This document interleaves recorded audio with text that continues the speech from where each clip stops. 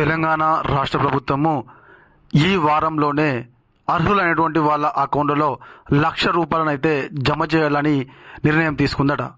మరి ఆ ₹1,00,000 ఎవరికి వస్తాయి, ఏంది కథ అన్న, మరి ఆ ₹1,00,000 రావాలంటే ఏం చేయాలి, ఎట్లనే అని చెప్పేసి అనుకుంటే ఈ వీడియోని అయితే మీరు చివరి వరకు చూడండి.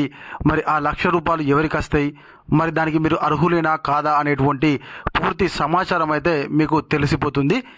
వీడియోని అయితే కొంచెం లెంతీగా ఉన్నా తప్పకుండా మీరు చివరి వరకు చూస్తే ఆ ₹1,00,000 సంబంధించినటువంటి ముచ్చట ఏందనేది మీకు అర్థమైపోతుంది. ఎవరన్నా కొత్తగా మన వీడియోస్ చూస్తున్నట్టయితే సబ్స్క్రైబ్ చేసుకోకపోతే వెంటనే సబ్స్క్రైబ్ చేసుకొని పక్కనటువంటి గంట సింబల్ అయితే నొక్కండి. ఇప్పుడైతే మనము టాపిక్లోకి వెళ్ళిపోదాము. తెలంగాణ వ్యాప్తంగా ఇందిరమ్మ ఇండ్ల నిర్మాణ పనులు వేగంగా కొనసాగుతున్నాయి. తొలి దశలో భాగంగా జనవరి 26న 71,000 మందికి ప్రభుత్వం ఇండ్ల మంజూరు పత్రాలు అందించింది. రీవెరిఫికేషన్లో 6,000 మందిని అధికారులు అనర్హులుగా తేల్చి తొలగించడం జరిగింది. చివరికి 65,000 మందిని అర్హులుగా గుర్తించారు. తెలంగాణ వ్యాప్తంగా తొలి దశలోనైతే 65,000 మందికి ఇందిరమ్మ ఇండ్ల మంజూరు చేయడం జరిగింది. మరి వీరిలో ఇప్పటి వరకు 12,000 మంది ఇండ్ల నిర్మాణానికి ముగ్గు పోశారు. బేస్మెంట్ నిర్మాణంలో భాగంగా గుంతలు తీసి మట్టి రాళ్లతో పూడ్చారు.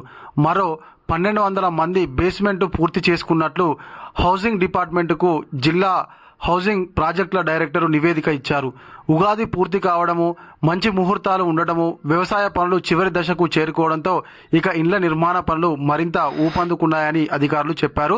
మొత్తంగానైతే తెలంగాణలో 1,200 మంది బేస్మెంట్ను కూడా కట్టారట. 65,000 మందిలో 1,200 మంది బేస్మెంట్ నిర్మాణం కూడా పూర్తయిపోయింది. ఇక ఈ వారంలోనే డబ్బులు రిలీజ్. ఇందిరమ్మ ఇంటి నిర్మాణం కోసం ప్రభుత్వము 4 దశల్లో ₹5,00,000 లబ్ధిదారుడి బ్యాంకు ఖాతాలో జమ చేస్తుంది. తొలి దశలో బేస్మెంట్ కంప్లీట్ అయ్యాక ₹1,00,000 ఇవ్వాల్సి ఉంది. ప్రస్తుతం రాష్ట్ర వ్యాప్తంగా 1,200 మంది బేస్మెంట్ పనులు పూర్తి చేసుకున్నారు.